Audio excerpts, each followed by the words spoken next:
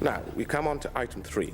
At our last meeting, Professor Canute agreed to investigate the possibility of obtaining our own offshore island for the purposes of security, recreational, and financial exploitation. Professor Canute. Thank you, Chairman. I have undertaken some preliminary research, and I have decided that Cuba would be a very satisfactory base for the Council. Good weather, adjacent to the United States, and a high population of beautiful women with thighs toned from rolling cigars on them. Yes. Quite. The nipples. Quite. Yes. How do we, obtain Cuba? Oh, it's simple. I've already persuaded the United States to invade on our behalf. Really?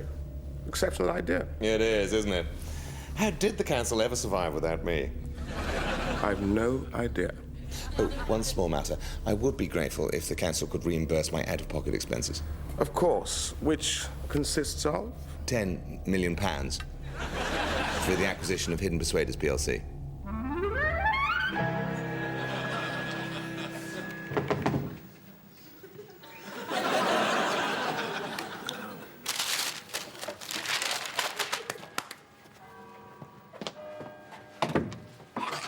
Awkward. What's the matter? You look terrible. I'm utterly desperate. What?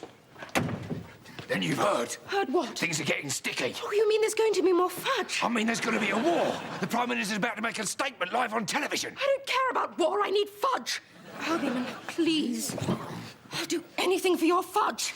I've tried other brands, Sharps, Barker and Dobson, Callard and Bowser. They just don't do it for me.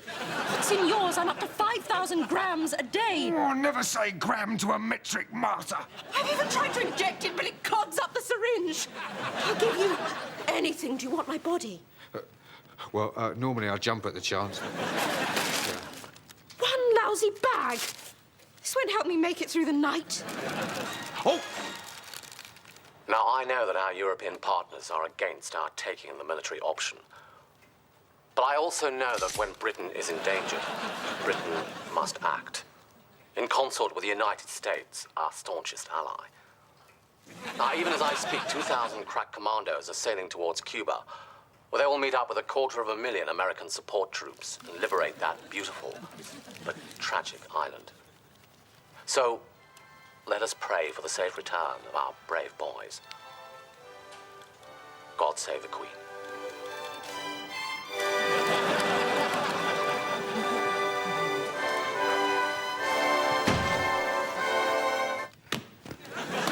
Oh, sir.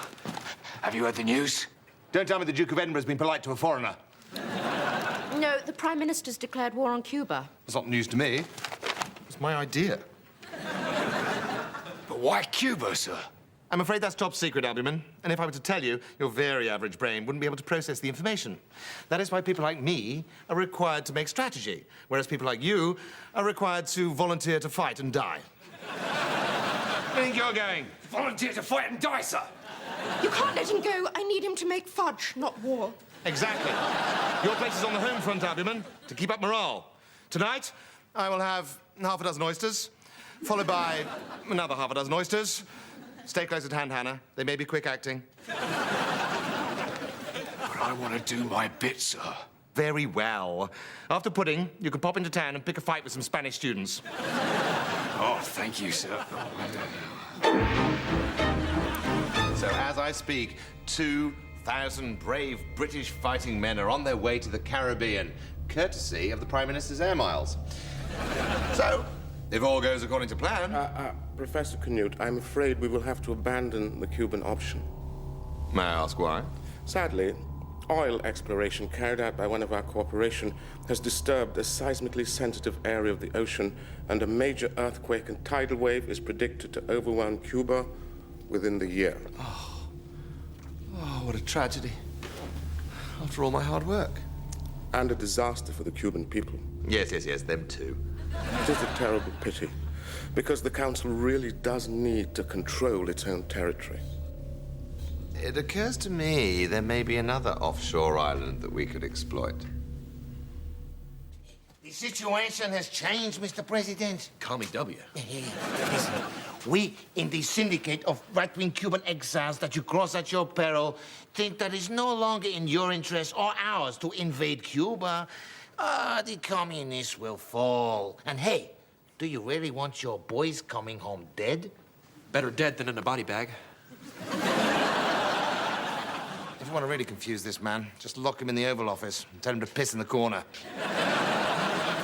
Anyhow, that's why I'm letting Prime Minister Caring send in his brave army boys first. Hey, what if your brave army boys never went in at all? What you mean, as soon as those gutsy limeys wade ashore, the U.S. Army just doesn't show up? Hey, wouldn't be the first time. No way, sir. I need hardly tell you that the very existence of communist Cuba is an affront to decent family values. Sir, do you realize on the whole godless island they do not have one single McDonald's? But they do make the most wonderful cigars. Hey, you want one? No way, sir. They're illegal, sir.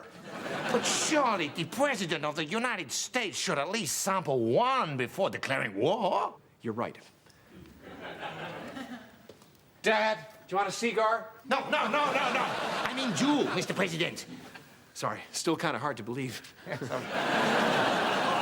Having trouble myself. Go on, have one. Oh, it's nice. Yeah, tastes better than Mama's apple pie. Ah. It's almost like it's been dipped in honey. Hey, listen, you could smoke one every day if you declare peace instead of war. Every day? Twice a day. I just feel sorry for poor Tony. Oh, come on. He doesn't expect you to keep your word. He's a politician.